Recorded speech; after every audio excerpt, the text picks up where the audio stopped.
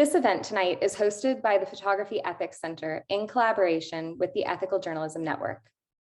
My name is Savannah Dodd, and I'm the founder of the Photography Ethics Center, and I'll be facilitating today's event. The aim of the panel today is to unpack some of the ethical questions surrounding the photographic representation of Afghanistan.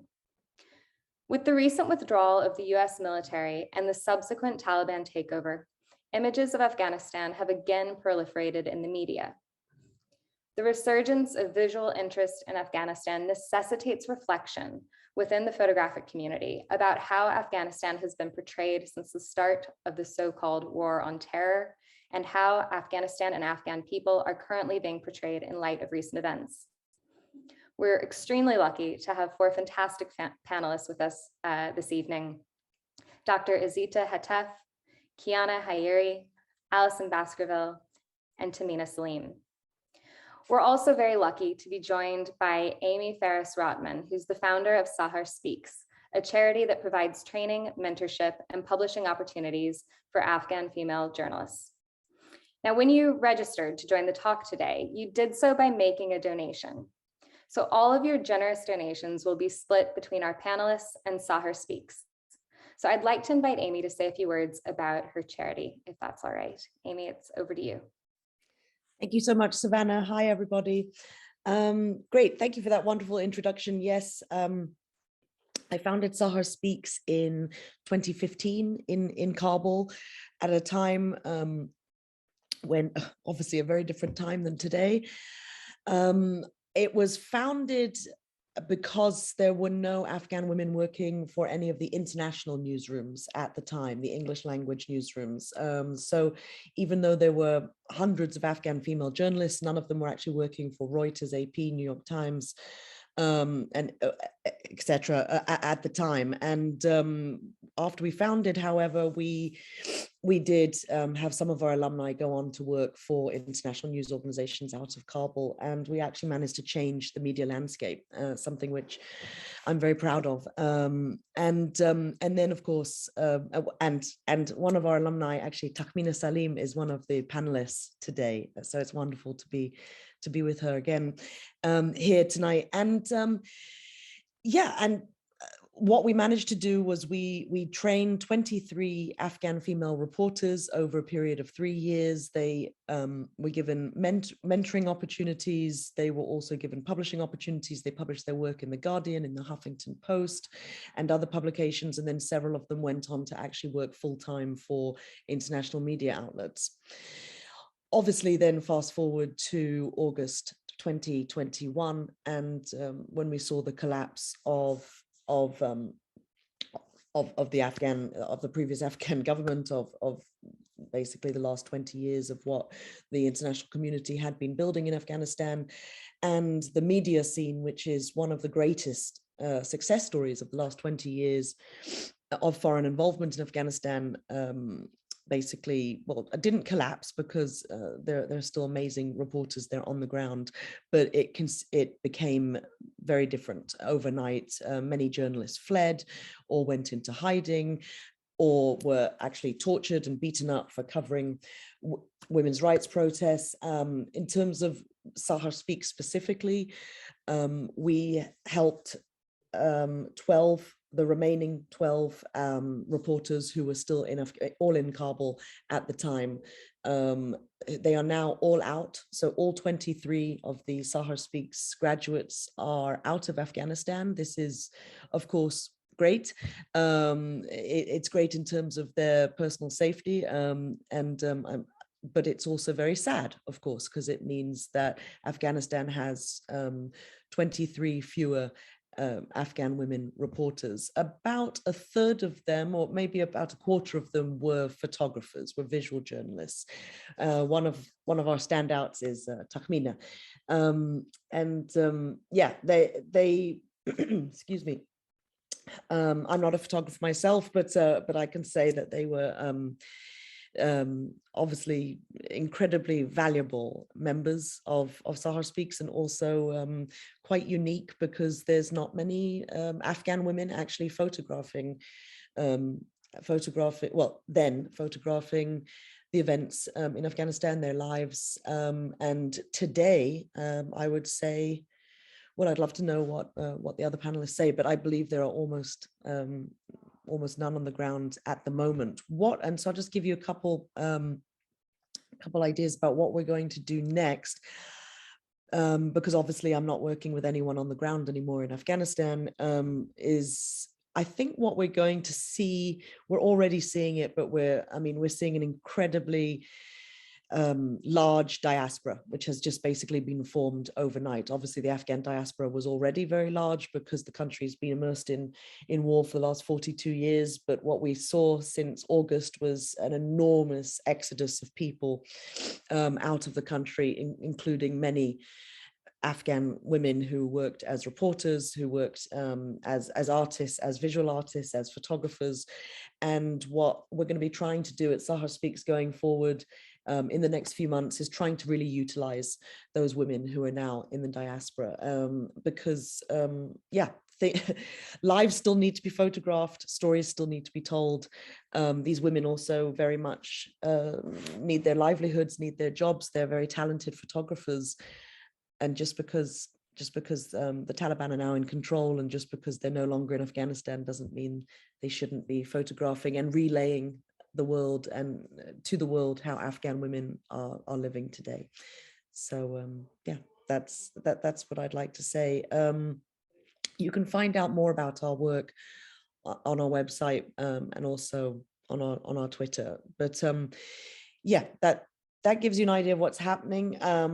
We do a lot of work at the moment with Rukshana Media, which was created by one of our alumni, Zara Joya. It's exclusively text based at the moment. And the reason it's text based is because they've actually deemed it too dangerous for Afghan women to go out and photograph on the streets at the moment. Obviously, I'd love to hear what Kiana has to say about this as well, because that's how they've relayed the situation at the moment. And this is a constant problem as well, because in a country like Afghanistan, where it's highly gender segregated, you often need women reporting on issues that impact women, because they have the access, because they get the permission, and because they convey the story, obviously, in a very different way than if you had men or indeed foreign reporters, men or women, photographing this. So it is obviously a gap in the coverage coming out of Afghanistan, this lack of Afghan female photographers, Afghan female journalists. So in a way, we've gone back to the problem which I was trying to address all those years ago in a very, very different environment. So yeah, we'll see what happens going forward. Thanks very much for that introduction, Amie, and thanks very much for making the time to join us here this evening. And yes, I've put the link to your website in the chat. So if anybody would like more information about the charity where a portion of your donations will be going this evening, please do check that out. I'd like to now go over the format of the session today. And I'll be introducing each of our fantastic panelists in turn. But I think it's important that everybody sort of knows what to expect. So our event is going to start with each panelist giving us a brief 10-minute introduction to the topic and how work is situated within it. Then our panelists will have a conversation about the representation of Afghanistan, and that's going to be prompted by questions from me and from all of you. So please feel very free at any point during today's session to submit your questions in the chat. I think would be the best way to do that, to type them out and submit them in the chat feature on Zoom. If everybody could please keep your microphones muted throughout the session, this will just help to minimize background noise. And again, I said this at the start, but I'll just repeat it for anybody who's joined us. You're very welcome to keep your camera on or turn it off, but please note that the session today is being recorded. On that note, please do keep in mind that you're welcome to submit your questions via the chat. That would be great. And we're going to start this panel off from hearing from Dr. Azeta Hatef, who's a media researcher and professor of journalism studies at Emerson College. Her scholarly interests focus on issues of social media as activism for underrepresented groups, gender and identity, and media systems in a global context. She teaches in the areas of ethics and global journalism, where her work focuses specifically on questions related to identity, belongingness, and representation. She has traveled to Afghanistan, writing about the beauty industry post-US-led invasion, and more recently, she's written about the development of independent media in Afghanistan and the representation of Afghan women in the US media. So on that note, I'll hand it over to you, Azeta, and I'll give you permission to share your screen. Okay. So hi, everyone. It's really nice to be in conversation with you all today on a topic that is of great importance.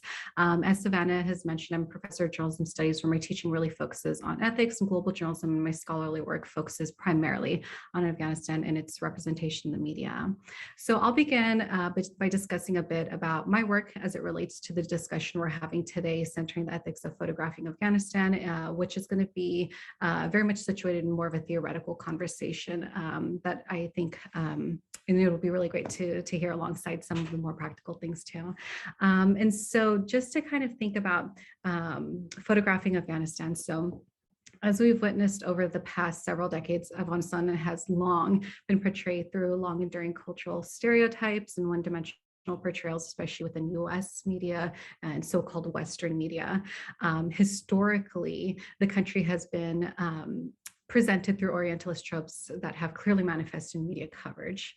Now, of course, it doesn't start with, but clear example goes back to, if we're thinking Steve McCurry, it's a picture of the young Afghan girl, Sharbat Gullah, who was on the cover of National Geographic, an attempt to comment on the beauty that is found amidst so much pain and destruction. The photograph in many ways illustrates the objectification, specifically exoticization of Afghans in media.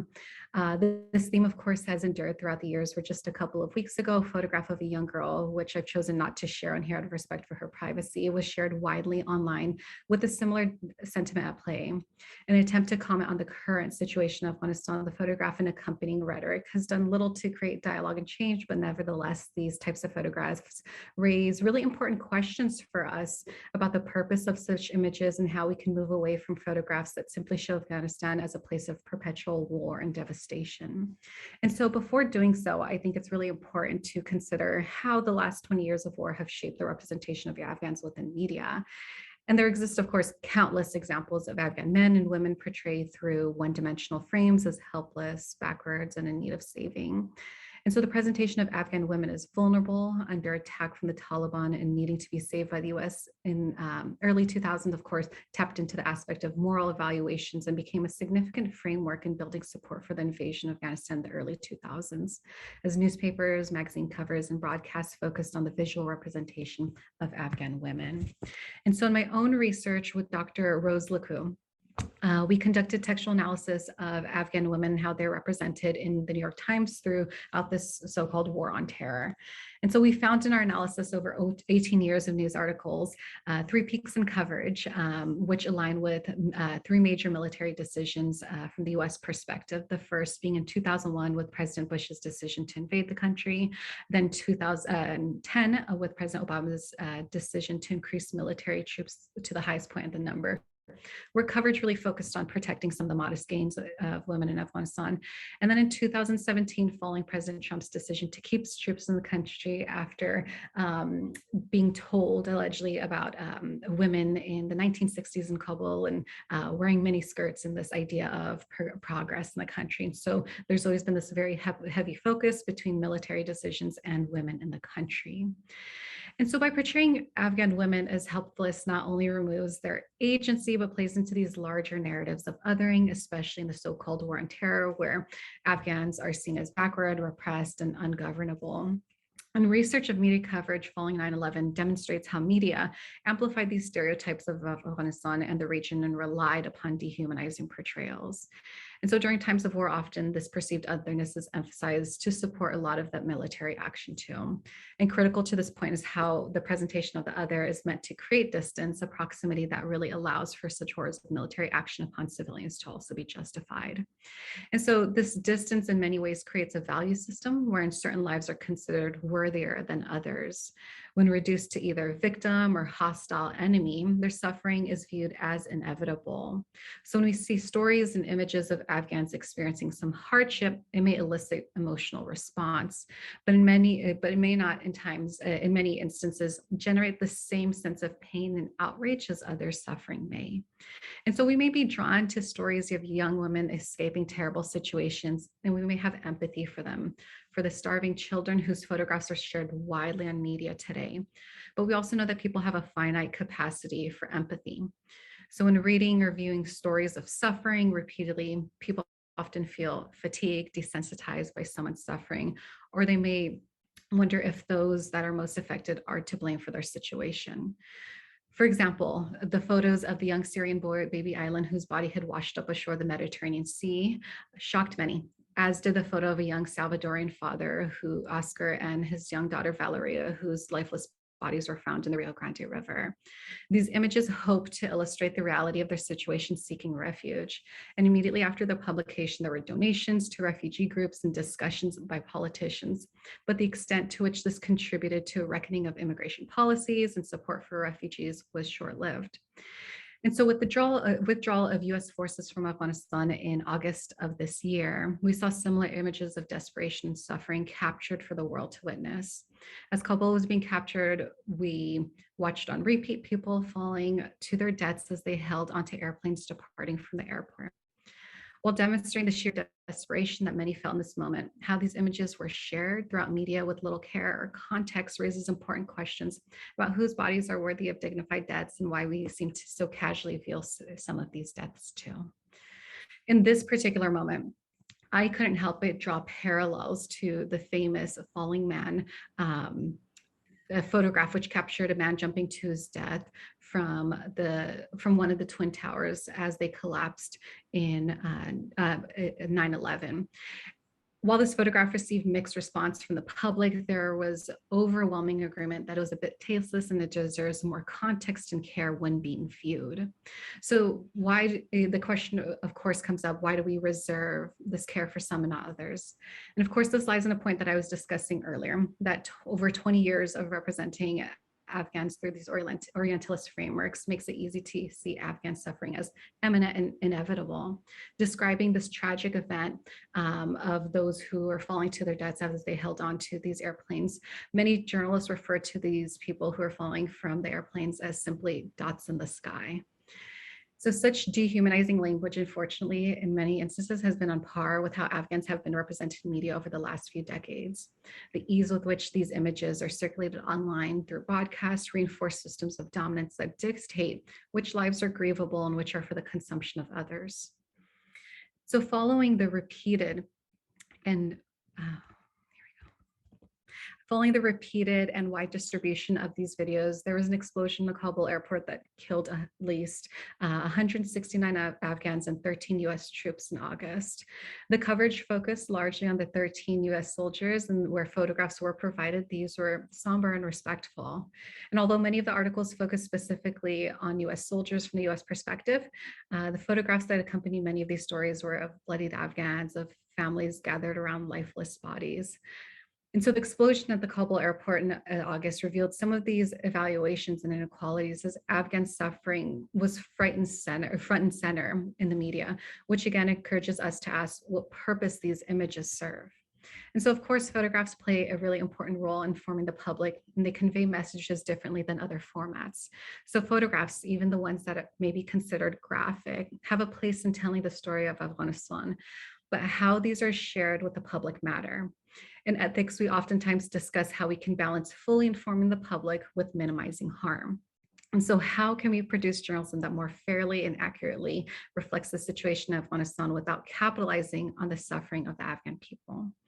A few things just as, this is not exhaustive, but some things that we can think about together and of course add to is pushing back upon the normalization of Afghan suffering that was so heavily amplified over the last 2 decades of this war on terror, intentionally undoing the rhetoric and the reporting practices that have contributed to this normalization. As audience members, of course, it's important to seek that context, and as journalists, it's our duty, our journalistic duty to provide that contextualization to these events and situations. generations. And so knowing that people have a finite capacity to process and share in feelings of despair, a phenomenon known as compassion or empathy fatigue, we must seek methods to move beyond empathy building into what my colleague, Dr. Anita Varma, discusses as solidarity journalism, where the voices of the most vulnerable are the center of this coverage. And while there's so much more to say on this topic, I think I'll go ahead and stop there to share the space with my co-panelists and dive deeper into some of these different discussions during our Q&A too. Thank you so much for that, Azeta. I mean, already I think there are so many really important themes that I can see coming out of this panel. So thank you very much for that really useful introduction. Could you please pass it to Kiana to make Kiana the host now, and I will introduce Kiana now. Kiana Hayeri is an Iranian-Canadian photographer based in Kabul, Afghanistan. She is a senior TED Fellow and a regular contributor to the New York Times and National Geographic. In 2020, she received the Tim Hetherington Visionary Award and was named as the 6th recipient of the James Foley Award for Conflict Reporting. In 2021, Kiana received the Robert Capa Gold Medal for her photographic series, Where Prison is a Kind of Freedom, documenting the lives of Afghan women in Herat prison. So Kiana, we'll pass it over to you. Yeah. So hi, everyone. Sorry, I'm taking the call from my dad's car. So I moved to Afghanistan in 2014. As mentioned, I'm Iranian Canadian, so I speak the language. And I think one of the things that definitely helped me creating the type of work that I've done in the past 7 years while living in Afghanistan was the language skill and being able to blend in. Because over the 7 years that we lived, there were many years that, I mean, over time, the risk factor went up, and there were many times being a blonde or foreign looking person were causing would be problematic. So I'm going to show you the work that I produce inside Herat prison, and the reason I do that, it's because the access that I have really came with a language skill and being able to blend in, being able to spend the time without having an interpreter or fixer. And it was one of those stories that I worked on that was it had a lot of surprises for myself. So I went into Herat prison for New York Times Magazine to do a story about women who had murdered their husbands to get out of abuse and domestic violence. And they solely had done that because they had no other way out of that abuse, right? So I spent about 2 weeks inside Herat prison, initially over 3 different trips. The first trip, I had somebody with me, one of the guards, but as I spent more time, both the prison manager and other guards and even the inmates, we created a bond, and they would let me just go and hang out all day. And it was a story that I really, at the time, it was full of surprises because the prison didn't look like a prison to me.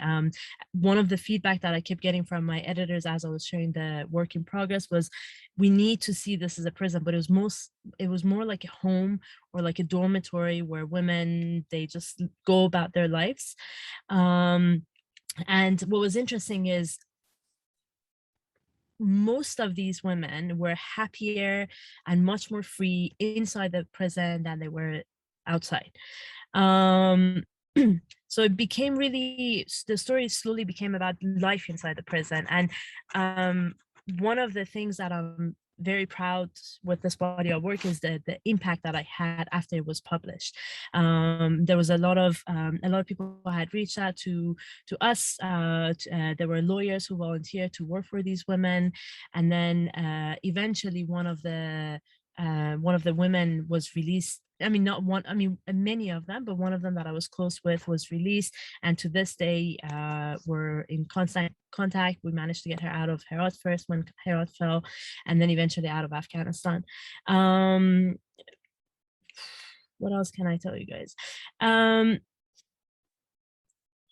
Sorry, I lost the train of my thought. 1 second. Okay.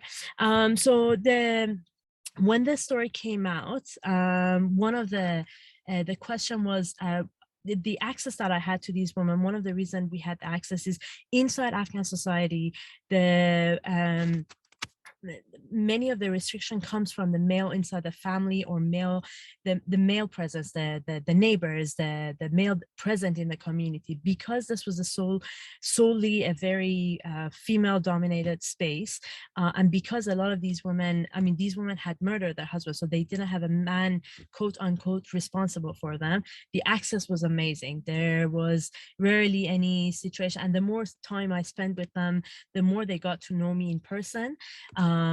And it was more convincing for them that the story is about them. It's not, I wasn't a parachuter inside the prison who would be there for a few days and then leave. This is one of the inmates who was being released on that day. And she was very sad. She just did not want to be going back to her family, because she considered her family, her family home, worse than a prison. What happened was when Herat fell on the Thursday prior to the fall was on the Sunday. When Herat fell, and every other city, basically Taliban went to the prisons and opened the gates of the prisons, releasing all the prisoners. And I've been in touch with several of these women. This release wasn't liberating. If anything, it was actually putting them inside a bigger prison, which is the current Afghanistan for Afghan women. So that is for that, and then I'm going to save the time for the discussion. We can come back to it.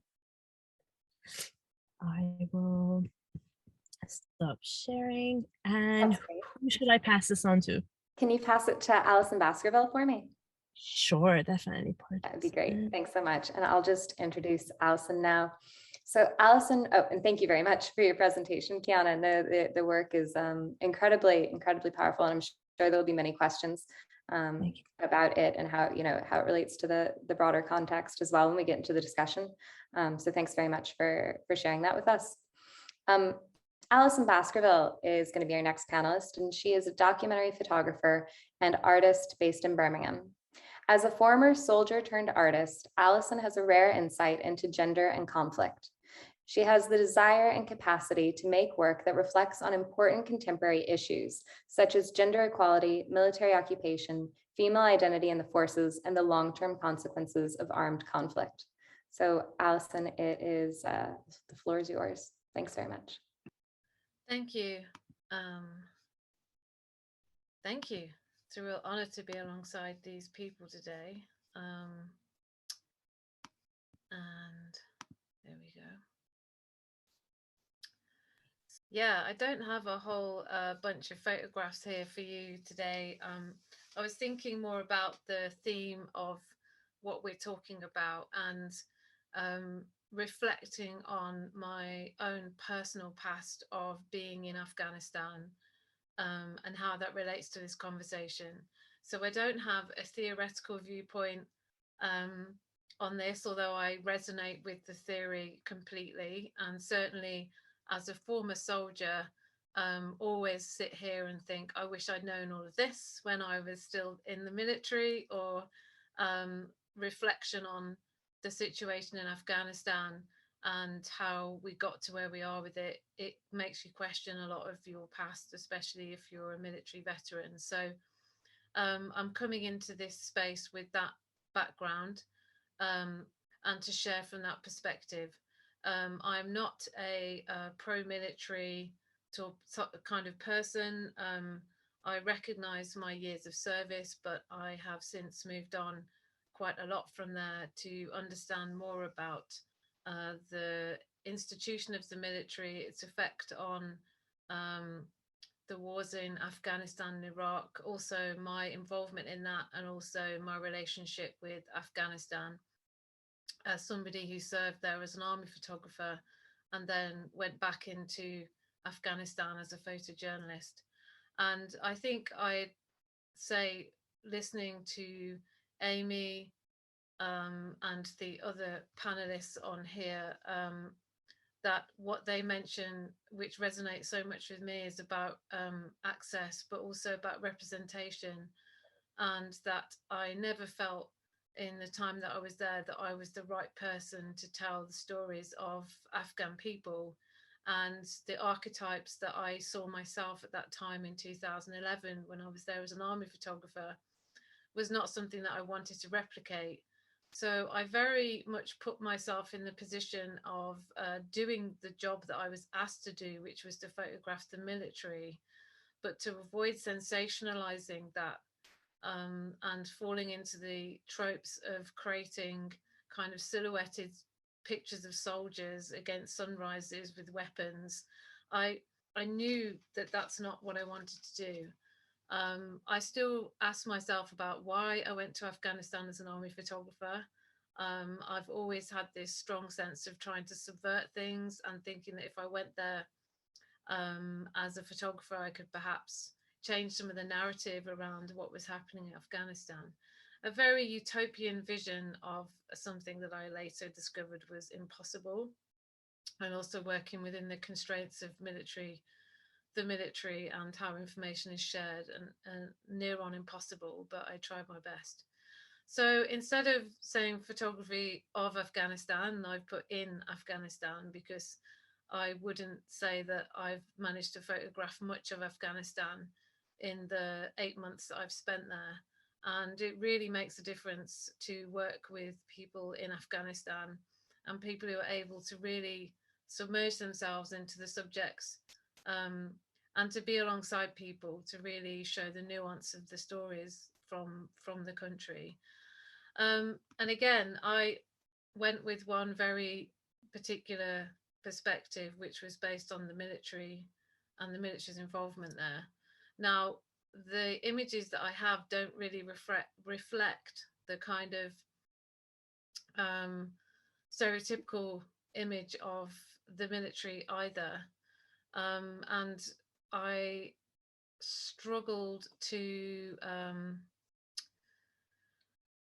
find nuance in that story because of the perception of the military, but also the relationship that the military has to people in Afghanistan, but also to each other. And I would say that I remember in the first session, I can't remember who said it. I think it might have been no, can't remember. I've got a terrible memory, but about the kind of the archetypes, the perception of people, and something that really resonated with one of the speakers talking about the kind of the way that the funeral of, or the repatriation of the bodies of the US soldiers from the IED attack in Afghanistan were shown in one way, and then the representation of the injured Afghans was shown in a different way. And it really made me think quite long and hard about that, because my job as an army photographer was to photograph the repatriation of dead soldiers back from Afghanistan. So, and it's very difficult to be ambivalent or neutral to that theme, because what you're doing in that moment as an army photographer is photographing those photos for the family. You're not doing it for the press. And I think there's such a difference, and this is what I wanted to bring into this space today, between the perception of the media and the sort of the narratives that we see there and what's portrayed. And it's very tactical, right? You know, it is tactical, and it does feed into that sort of colonial orientalist view of like the other, you know. But there's also this other aspect to it where if someone is killed, then the process is to make sure the family has a record of that soldier being brought home. And so I would have been mortified if any of those photographs had made it into the mainstream press for that actual reason, because I also work with Afghan soldiers. And I remember photographing them doing their medical training, because we tried to start an Afghan combat camera team. We wanted to get them cameras and a laptop, and for them to photograph their own things that were happening. And we did manage to set one up, and we sort of shared different ideas about what to photograph. And I remember taking them to some of their medical training, and they were all ready and sat waiting for me, and I came in, and they were all sat on big wooden boxes waiting for this session to start. And I asked them what the boxes were, and they said, oh, they're our coffins in case we get killed. And that was like one of those moments where I thought, my God, like, you'd never get British soldiers sat on their coffins ready to do their medical training just in case they die. And these were the things that, you know, I saw, and I photographed that as well. And I was like, you know, it's like your value is less than, you know, your life isn't worth the same as us. And it was very profound. And I think it really made me think very carefully about what I photographed, how I photographed it, around sort of like the British military presence in Afghanistan at the time, but also how unequal it was, and that it was almost just an act of self-survival, really, because we weren't contributing to what people's lives were like there. We weren't really helping them in any way. We were just part of this mechanism of occupation, right? So it was all about self-preservation and trying to get out in one piece. And during my time there, it was just IED after IED. And all we were doing was trying not to get blown up. And so what it pushed me to do, or not push me, but as my own kind of self-preservation, is to only look for really the things that were almost human in this inhumane environment that sometimes we were in. So if it was something that involved a more peaceful interaction with nature, you know, with a tattooed squaddy holding a bird that his Afghan friend had given to him to hold, you know, there was these moments of humanity, and that's all I could really think about photographing in those moments, because I knew that things different to that would be perceived in this kind of stereotypical way, and I didn't want to be part of that mechanism, really, of sharing work and stories.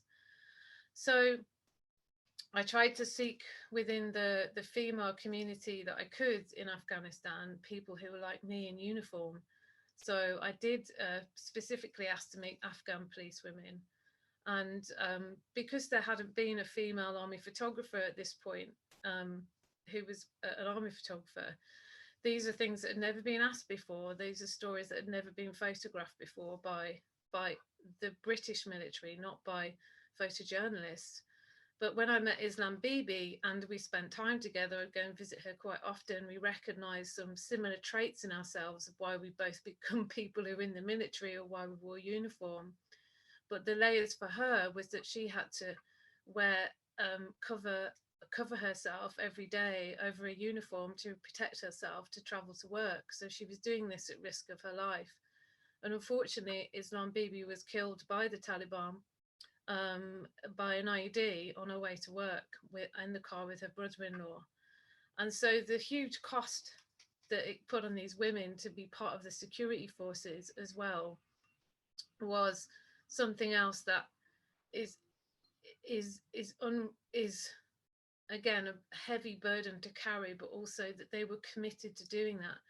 And I think this perception of showing Afghan women as victims all the time is unequal and unfair. It's not. They are. Everybody in Afghanistan is a victim to an unfair system, and also to occupational wars and also corruption.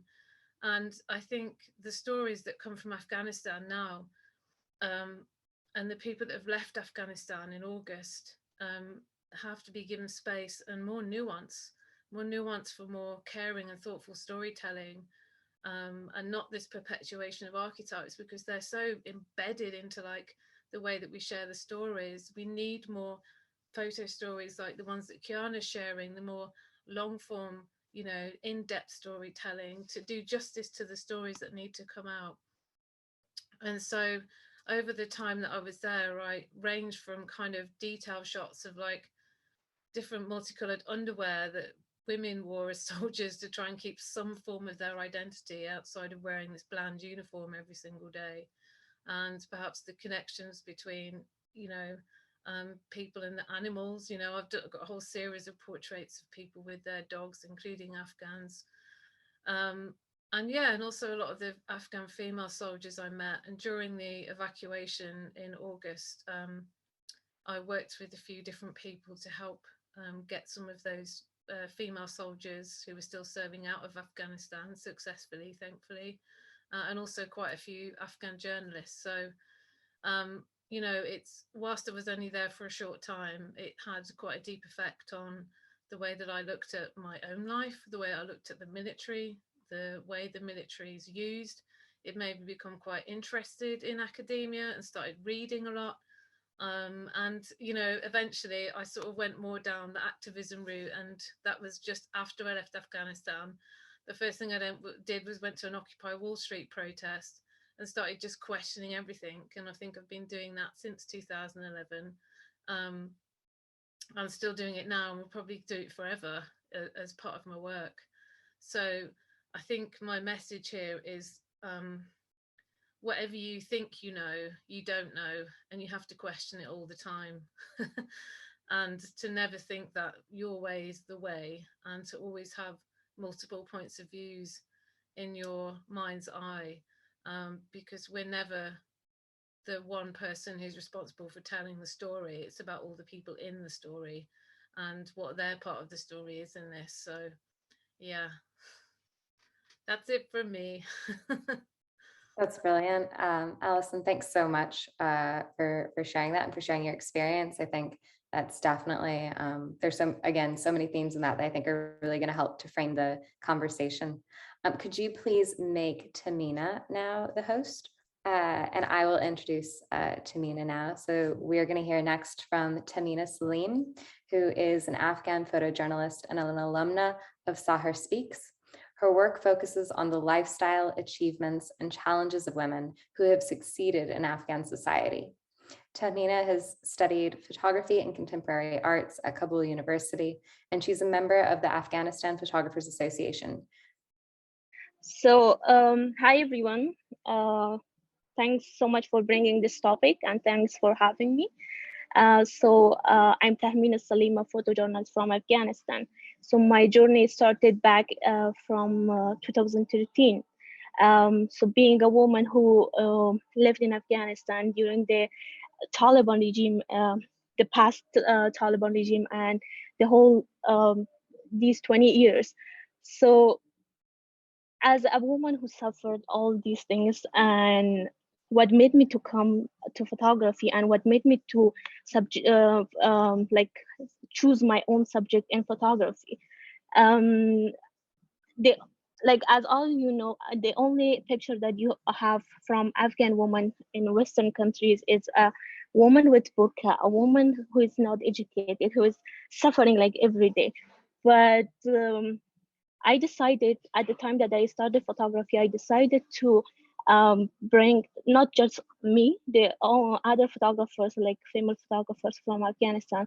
They were trying to change these idea. They're trying to change this picture from for like international media, because I'm not regretting, I'm not ignoring that we don't have these women who are suffering, but we do have some women who are amazing, who are risking their life to bring changes in Afghanistan. So I think it would not be fair to just focus on those women who are suffering and to just show those photos from Afghanistan. As a person, as an Afghan female photographer, I think it was my responsibility, and it is my responsibility, to show these Afghan women who risked their life, who risked their family life, and who did a lot of things to bring changes in Afghanistan in the past 20 years. So even right now, they're not in Afghanistan. They were forced to flee Afghanistan, and they're in other countries. Even right now, they're doing they're trying to bring changes for those who are in Afghanistan. They're trying to advocate for those for those women who are still in Afghanistan. So one of the stories that I started doing when I was in Sahar Speak program was about Afghanistan success women, like in different areas, like Habiba Sarabi, who is the first female provincial governor in Afghanistan, like Lida Huzuri, who is a young woman who is doing like paragliding, Farzana Wahidi, who is the first female photographer from Afghanistan, and she is an award winner in like internationally, like Shamsia Hassani, who is a 3D graffiti artist from Afghanistan, like Zahra Hosseini, who was a nominee of Nobel Prize with other member of Afghanistan female cyclist team, like Roya Sadat, who is one of the first Afghan female director in Afghanistan. So as an Afghan female photographer, when I was in Afghanistan, I know that like the opportunities for Afghan photographers, not only female, but like all Afghan photographers were less than a person who is like international photographer. Because when you're an international, there is more facilities, like job facilities. There are more facilities for you to access to the subjects, like by government, by international NGOs, by national NGOs. Like while I was doing another story, like first Afghan female, um, I was trying to reach out to the president wife in Afghanistan, but I wasn't able to do that because I was a photographer who's working. I was a photographer from Afghanistan, but I did see like so many photography of president wife who was capturing by like international photographer. Even right now, photographers who are stuck in Afghanistan, they are suffering from the situation. They are suffering like financially. They don't have the opportunity to go to work. They don't have the opportunity to show Afghanistan from their own point of view. So now every photos that you are seeing, it's from an international photographer point of view. I know, like, if you're a photographer from Afghanistan, especially you're a woman from Afghanistan who doing photography in Afghanistan, that will be like different than a person who like international photographer. Like I can say an example, like right now, international media, they're just there was a story about Taliban allowing people or women to go to beauty parlor. If I were able to go and do the photography in Afghanistan right now, I will not focus. I would not focus on this matter. I will focus on the matter that right now, how many women are suffering like financially? How many women that lose their job and they don't have anything? Like how many teachers, how many educated people, they are suffering to live. We had a person who is a teacher in a school right now. She's doing like she's polishing like shoes on the street, instead of going and speaking with them like about hearing their story, listening to their story and sharing their story. That these are our educated person that right now they are suffering to go and to capture those kind of subject that is not that much like a huge matter. Taliban is just allowing people to go to beauty parlor. I think this is not the subject that right now matters. This is the subject that matters, that people are suffering, not only women, but all Afghan people are suffering, like financially, security-wise, and this kind of thing. To be an Afghan photographer, like we do have so many Afghan photographers right now, they don't have the opportunity. I don't know how international photographers are allowed to go to in Afghanistan, and how these agencies are making or organizing the opportunity for them that they can like they can organize this opportunity for Afghan photographers who are suffering in Afghanistan. Why they can't give this opportunity to those to see their to show their country from their own point of view?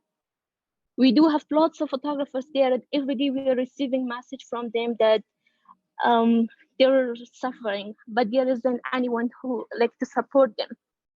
Even for those photographers, we do have photographers who were freelance with the agencies, like international agencies. But these international agencies, when you're working as a photographer for them, and when they need a photo of you, they need you and they're with you.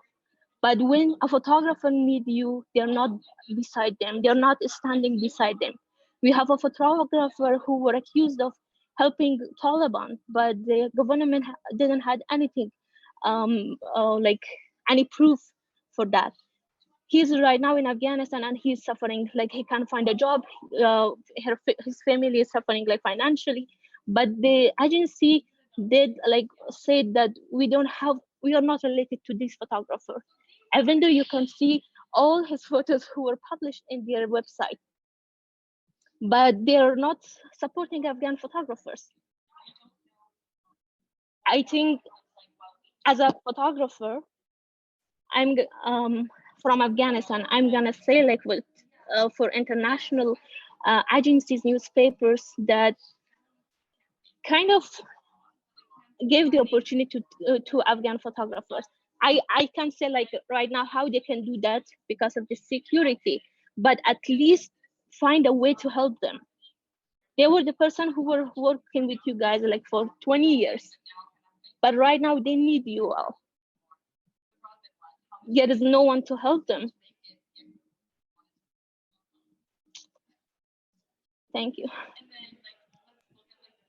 Thank you so much for your presentation, Tahmina. And I think, absolutely, I think that there are a lot of questions that we can hopefully unpack as well in the discussion about, ways that we can all support Afghan photographers who are still in Afghanistan right now.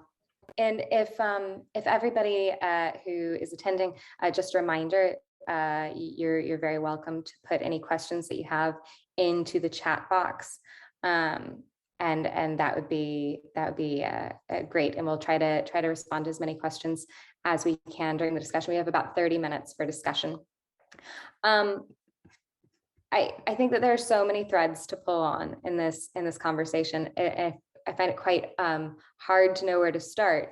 But I think that one thing that has been discussed a lot and that I think we could unpack further potentially is really thinking about identity and how the identity of a photographer, either yourself or thinking about how other photographers have approached Afghanistan.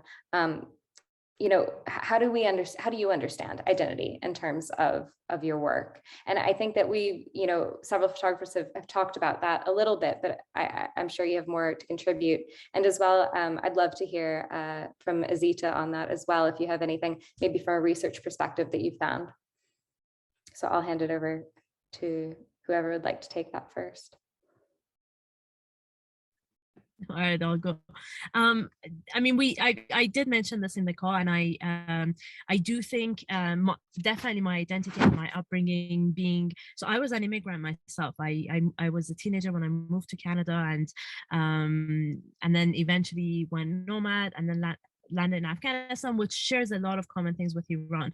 Definitely that being, arguably, I never wear the label people of color, but I am not white, that is for sure. I think all those things definitely has impacted the way I view Afghanistan, and I draw a lot of, especially now more than before, after the fall, I draw a lot of similarity of what's happening in Afghanistan now with what's happening in Iran, and what happened in Iran after the revolution. And I allow myself, even though I'm not local, I allow myself to criticize certain things about Afghanistan and how it's and it's not coming from someone who's completely detached. I lived in Afghanistan for 7 years. I share a lot of cultural and even identity. I do things now Afghan way, and yeah, so I think it definitely does impact the work that I produce, and it gives me a funny, I'm not quite an outsider, and I'm not necessarily insider, somewhere in between. I don't know if that makes sense. Yeah, absolutely. No, that definitely makes sense. And I think you said something that I think is really important, just to highlight that it's not so much necessarily about I think the thing about your identity is how you're thinking about it and how you're perceiving Afghanistan. I think you articulated that much better than I just did, trying to repeat that point. But I think that's a really important point. I don't want to put you on the spot, Azeta, but I'd be really curious if you have anything to share from an academic perspective, especially thinking about the way that Afghanistan has been represented over the past 20 years and who's doing that representing. Sure, absolutely. And so I think what's really interesting to keep in mind with questions related to identity is that it informs every part of the work that we do. Who we are, our experiences, our backgrounds inform what we see, and at times what we don't see too. And so I think it's so critical to kind of think about, every single one of us going into this work with really different perspectives too, and what it is that we gather from that as well. And so I think what's really important to also kind of keep in mind, as I was thinking about some of these different types of questions, is that the way Afghanistan has been represented largely within US or so-called Western media is that this this victimization that several folks have touched upon already too, how it is that we hear these very demoralizing types of stories and we see these types of photographs that are really heartbreaking, but stop short of actually telling us how it is we can get involved and what it means to actually engage in larger discussions around it. And so I think a lot of the photographs have remained in a way to fulfill how it is that Afghanistan has been constructed in the US or Western cultural imagination. And so I think what becomes really important, and I've seen this in my own work, is that when we have Afghans, when we have journalists who are based in Afghanistan doing this work, that's when we see things that are not only more nuanced in perspective, but also the stories that are being covered and what is being shared. As Tahmina John had mentioned, the story about the Taliban now allowing women to go to, beauty parlors or whatever it may be. There's so much more that can be done there. And for someone like Tahmina John, who actually has access to at the time, right, or would have had these other connections, as Kiana had mentioned, like, knowing the language, all of those things are so important. But when we have this current moment we're in, so much of that is removed.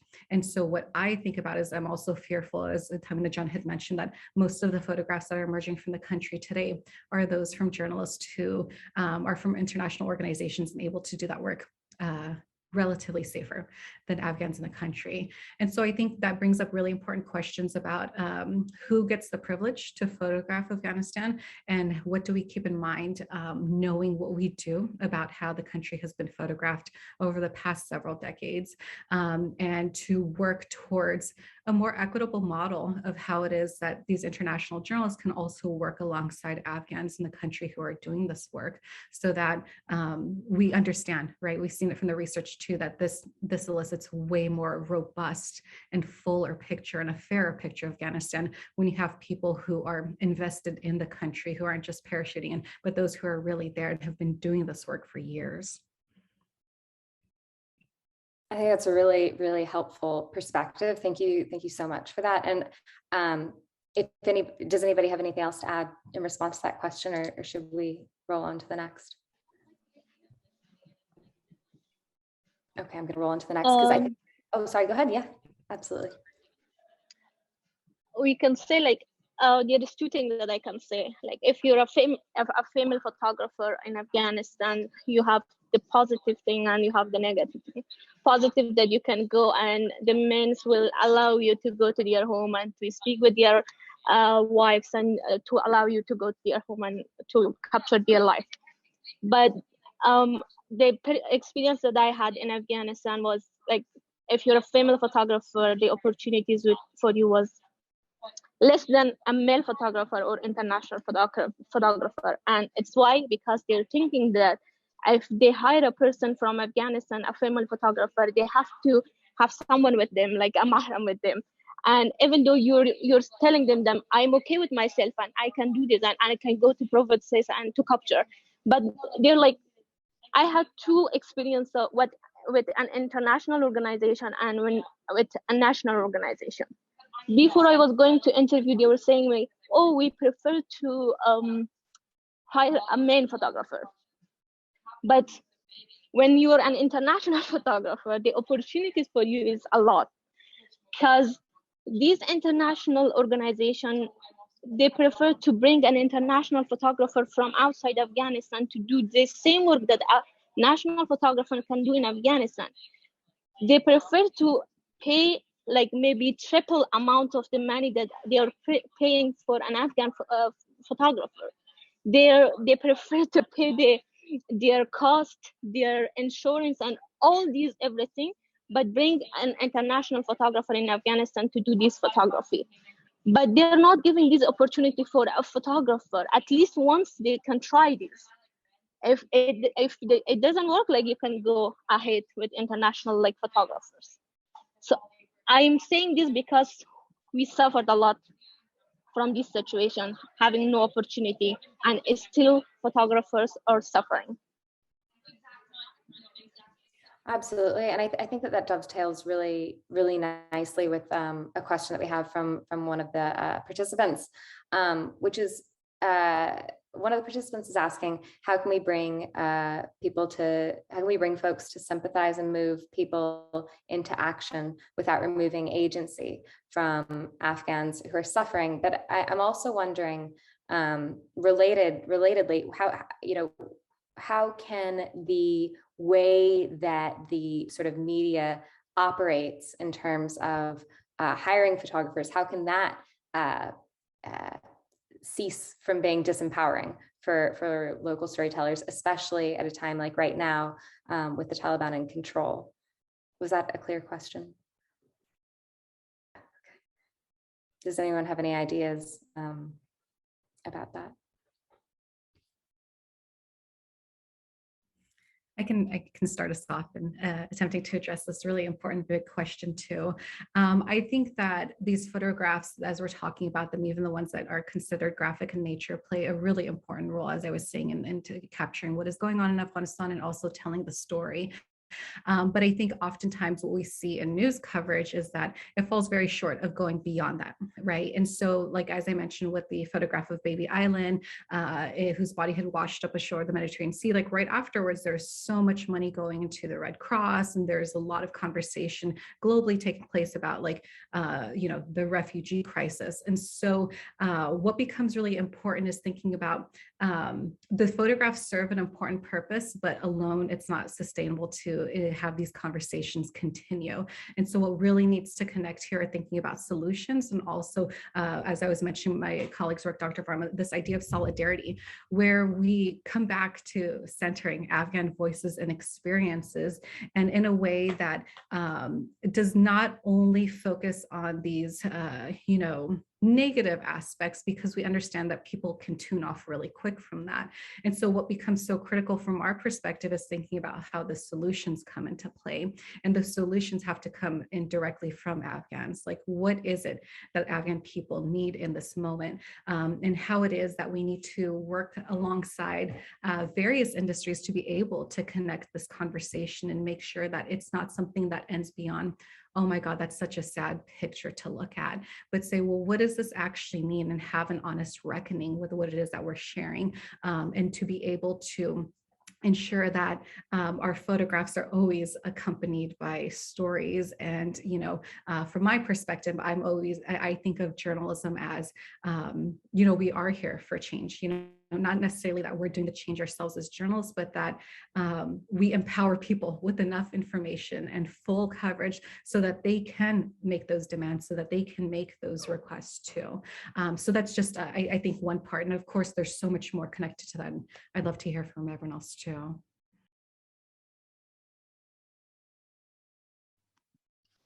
Yeah, I think adding to that, the sort of the need for collaborative storytelling is really essential in the voices from Afghanistan. And I think maybe Tahmina's going to be able to add more to this, because my awareness is really only from the point that the Taliban took over in August. I just remember spending probably 6 weeks, possibly longer, and is still continuing, with supporting photographers trying to leave Afghanistan, which has left this enormous vacuum of photographers in Afghanistan now to be able to cover the stories.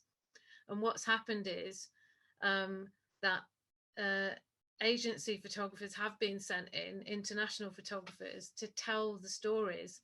And they're doing exactly what Tahmina is talking about. They're finding the almost cliche stories, the sort of soft touch stories, because what they're also thinking about is safety. And they're very conscious about safety and where they send their journalists and their photographers into, because they have risk advisors now and risk assessments. So I think there's a risk averse nature being brought into the storytelling. And I think there's that, and also they are also falling into those archetypes of, the Taliban can't be that bad now that people can go back to a beauty parlor. There's like that sort of side of it as well. And there doesn't seem to be much effort in trying to find photographers who didn't leave Afghanistan, because there are still some people who are there. But it's asking the question, do they feel safe enough to work? And if they don't, what can be done to enable them to be safe to work? And I think that's what's missing. I don't think there's much support in that respects. And that is possible, right? That is possible. You can do online safety training to anyone really if they want to have a chat about that. But the collaboration, it takes a lot of work, and I think people don't do it because the media industry doesn't particularly want to put time and effort into those sort of types of work. But it's always about collaboration, and you know, I think it's how we should start to think about all of our storytelling around all human stories, not just in the context of Afghanistan.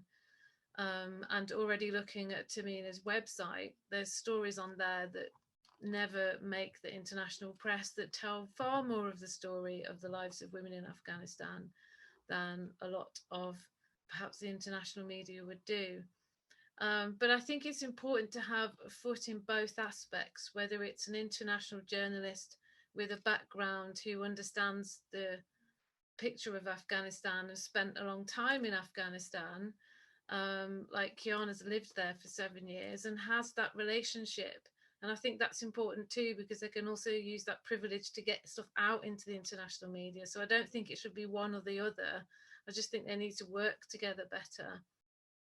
Anyway, that's just a point of view on, again, being quite idealistic, but yeah.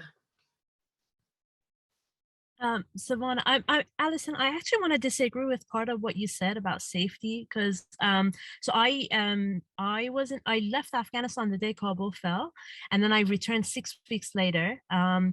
Actually, so there is a huge distinction between Afghan, like local media operative, and the foreign journalist. Taliban is giving, it's changing slowly, but it's giving green pass to most foreign journalists to do the work. As a foreign journalist, it's been the safest I've worked in Afghanistan in 7 years. As a woman, it's more difficult, I have to say, but as a foreign journalist, it's been the safest ever. As an Afghan journalist, it is very difficult. They are cracking down constantly. They're beating people up. They're silencing them very, very much. So on that part, I disagree. I think one of the reasons these type of stories are coming out, it's the pressure that, because I live with journalists, and as much as I do more like long form, deep, slow journalism, my colleagues are all TV, radio. They're like quick breaking news. Media publications, the budgets are, some of them are lower. They're pressuring their operatives to create as many stories as possible in a short period of time, and they're parachuting their journalists into the country. They're given like 2 weeks to create and walk away with several stories. And in that matter, they don't have time to go deep. Very few media organization, like those that do like slow journalism, like New Yorker, they send in with a focus on one single story for several weeks. But other people, they're just like pushing stories out. And one of the biggest critique I have of the media is, so these journalists, the parachuters, they come in, they Google what other media or publications they've done, they recycle the same stories. They don't even, and this has happened, it's not new to now, it's been going on for the past several years. They even go to the same subjects, you know, even if they want to take a theme or a story and then just apply it to a different part of Afghanistan or a different, they go to the exact same subjects because it's easy, because it's cheaper, because it's faster. Anyway. Wow. No, thank you. I'm glad that was a point to disagree with, because it brought up a really good point and a reality. So that's on the ground now. So thank you. I mean, I know right now it's not possible for Afghan photographers to go to the field, but what we can do for those subjects who are not like on the street, like the subject that I was capturing, I go inside their homes. So Afghan photographers can do this kind of subject, I think. And what else they can do, the agencies, they can maybe collaborate, this photographer, international journalists, maybe they can speak with national journalists, which subject they prefer to do right now. Kind of consultancy, like they can say for them that this is the subject that I really want to do, but I can't do. You're an international photographer and you're allowed at the moment to do these kind of photos. So this is the story that you can do. then the international photographer or a journalist, they can go to that story if Afghan photographers are not allowed. Like, they can do this kind of collaboration, I think.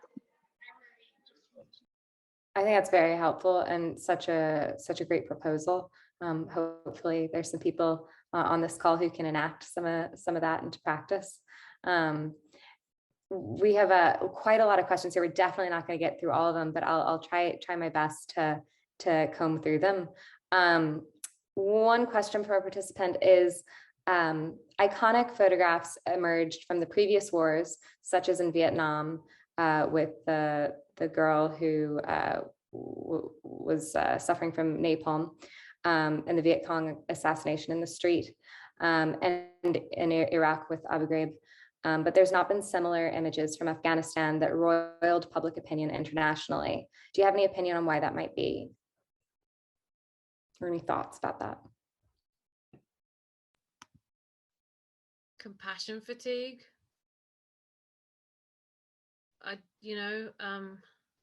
Also, what do we mean by an iconic photograph? It's an interesting question, isn't it? How, I mean, a barbaric photograph that gets people into action. Did it stop the war in Vietnam? Did it stop the war in Iraq? I mean, it raised public consciousness, but yeah, it's an interesting question, but it depends what you perceive as iconic as a photograph as well,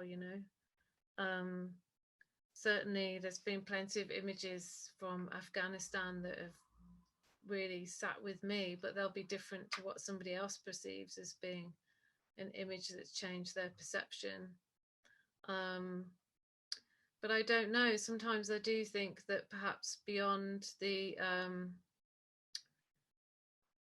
I think the rise in how much content we have available to us now, and when you think Vietnam was about stills photography and it was in a magazine, and then when you move through to Iraq, we were still shooting on sort of quite small digital cameras, and there wasn't a huge amount of access to photographers. When you get to Afghanistan, things have changed a lot in the digital space, and the amount of content available is escalating. Citizen produce content, journalists produce content. I remember seeing Thomas Hershinger's exhibition about content created from Iraq that was hugely graphic in nature. And I do think sometimes this has led to this desensitization of graphic content. And for me, this is just my point of view, I think there's a real need to think about the way that we use storytelling in a way that is sensitive and humane to the people involved in it, and I think that's really tricky. But yeah, that's just my particular view on that. And also, I think one of the things is the two examples that you use, the Vietnam and Abu Ghraib, at that time, the way we were consuming images were different. And we've already had several years, like decades from that time to see which image is going to live and which is not, right? Which one is going to pass the test of time, right? Whereas now we're talking about Afghanistan, we're talking about the past 20 years. First of all, these devices, the way we're consuming images at the speed we're consuming it, it's too early to know what images are going to live throughout it. Maybe like this is a question to be asked like 20 years from now. I think also to add on to what Alison and Kiana were saying here is also in response to this question is thinking about what strikes us as unusual.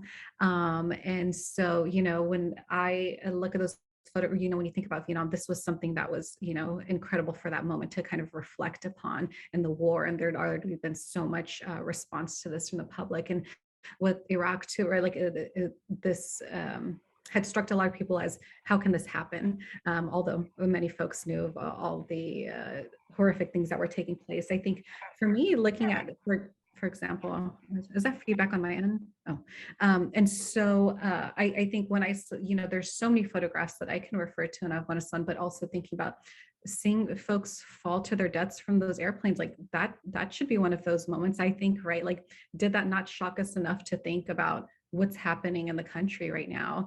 And so I think what this kind of connects back to, as many folks have mentioned here too, is that normalization of what we've come to kind of think of, well, that's what's expected. And I think that's a really sad place to be, to not be able to identify that as something that should garner larger attention in public discourse. I would also say that the Afghan girl image by Steve McCurry is iconic, whether you like it or not.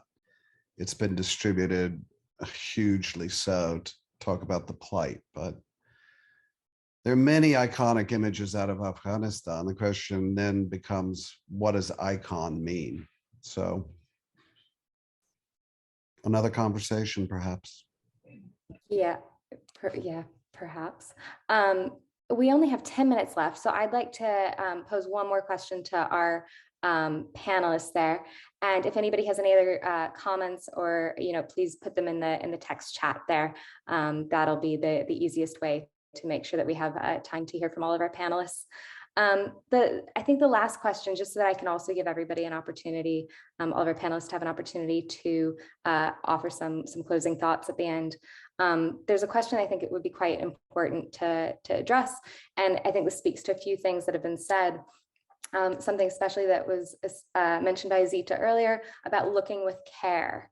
And this relates to something I think that one of the participants has asked, which is, what is the responsibility of the public in the changing discourse around Afghanistan? And to dovetail along with that question, I'd like to ask you, what should we be keeping in mind as viewers when we are looking at the photographs in the media of Afghanistan or of Afghan refugees over the coming months? How can we be ethical consumers of these photographs? Do any of you have any thoughts about that?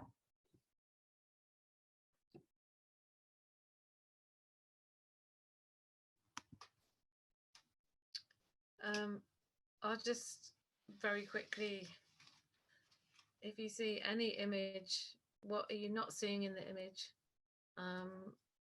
What is written next to the image? Is there any text? What's the person's name? What's the context of the image?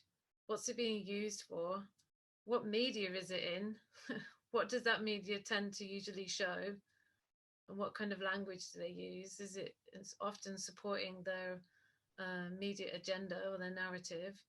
And look at the name of the photographer who photographed it, and I think those are very simple things that you can do. And I think it's interesting because we're all consumers of the images, aren't we? And there's millions of us that consume images.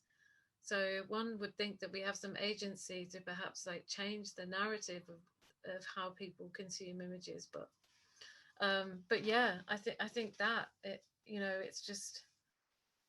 it's just one small thing you can do, a very simple thing, just to ask questions around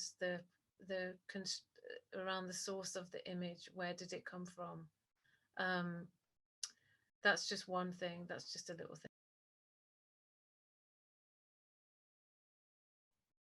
I think just to add on to what Alison was mentioning here too, I think as so many of the things you're sharing are about media literacy and how important it is to kind of think about how people learn to talk about, media and these photographs. I think adding on to some of the questions that need to be asked here too, or, what is the purpose of this photograph? We saw so many images in the past, 20 years of just this war on terror with Aisha, who's the cover on Time magazine with whose face had been disfigured. And so we understand what this meant in that specific moment, and especially from a US outlet, what message they're attempting to convey. And so I think it becomes really important to contextualize all of the different types of images and content that we're engaging with in this particular moment to reflect upon what is the purpose? What is it that those who are sharing these types of photographs hope to get across to the public too? And so I think being being able to seek further context helps us engage with this ethic of care too. And I think over the next few months, there's going to be a lot of, I mean, there's starvation, there is drought, there is poverty in Afghanistan. There's going to be a lot of those images coming out. I think as consumers, as for creators of those, we have to like show it a diverse narrative of what's happening in Afghanistan, not focus on one thing.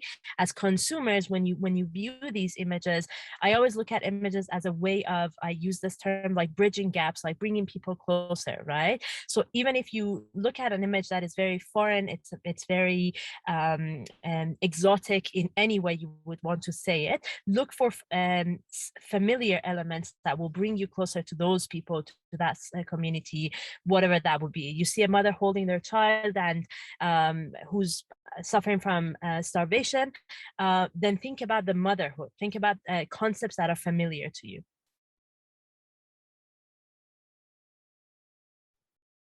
Absolutely. No, I think that's really useful advice. And I think that's probably really useful advice, especially when we're faced with things that are so difficult and so challenging to look at, that, you know, if we can cling to those things that are familiar, I really love that. Tahmina, would you like to add anything to that question before I pass it around for just 1 minute, 30 seconds of final comments each? Actually, I haven't thought about this, how the viewers should think, because I always think how should I think, how should I create this kind of thing. So I don't have any specific idea about viewers. That's fine. No, absolutely. I didn't mean to put you on the spot there.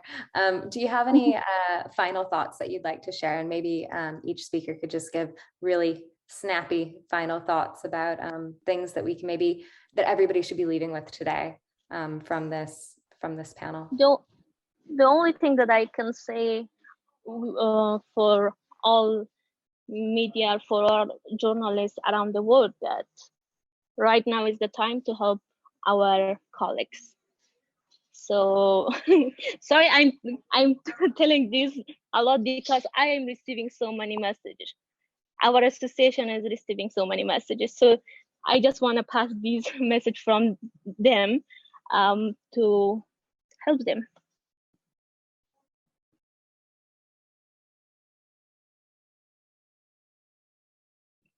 Would anyone else like to share some final thoughts? Yeah, just go to Tahmina's website. Look at all the photographs on there. She's already identified at least 2 Afghan photographers that I know of on there. And look for them, look for their names, go and look at their websites, go and look at their imagery for over the last 20 years, because there's plenty of it. And don't let Afghanistan die in the news. I mean, it's going to be probably heated over the next few months, and probably it's going to die. Don't, because it's not.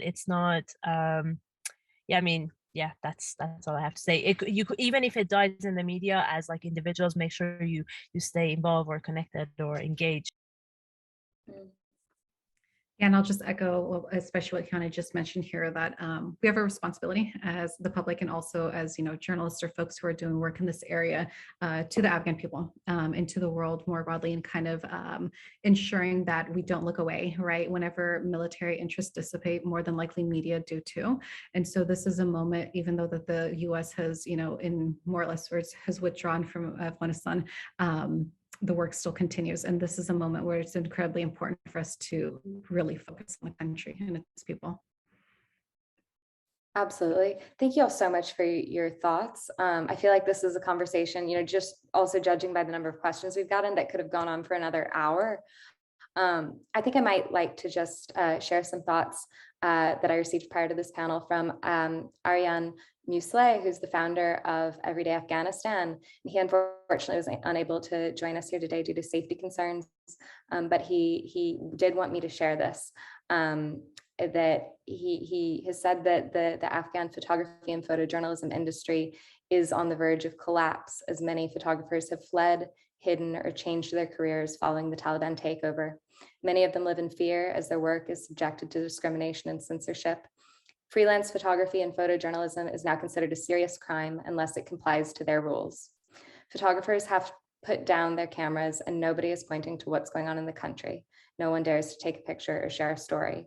So I just think it's really important to share that with you, and to I hope that that also maybe leaves that lasting impact and that feeling about the sort of importance and the urgency that is felt by Afghan photographers, both who have been able to leave and who are still yet unable to leave or don't want to leave for whatever reason. So thank you all so much for your participation. Thank you so much to our panelists. You've been really fantastic, and you've shared some really diverse perspectives. And I think it's definitely left us all with some thoughts to go away with. Thank you also to the participants. Thank you so much for your active questions. I really appreciate when there's so much activity in the chat and to see that engagement. So thank you very much, and have a good evening.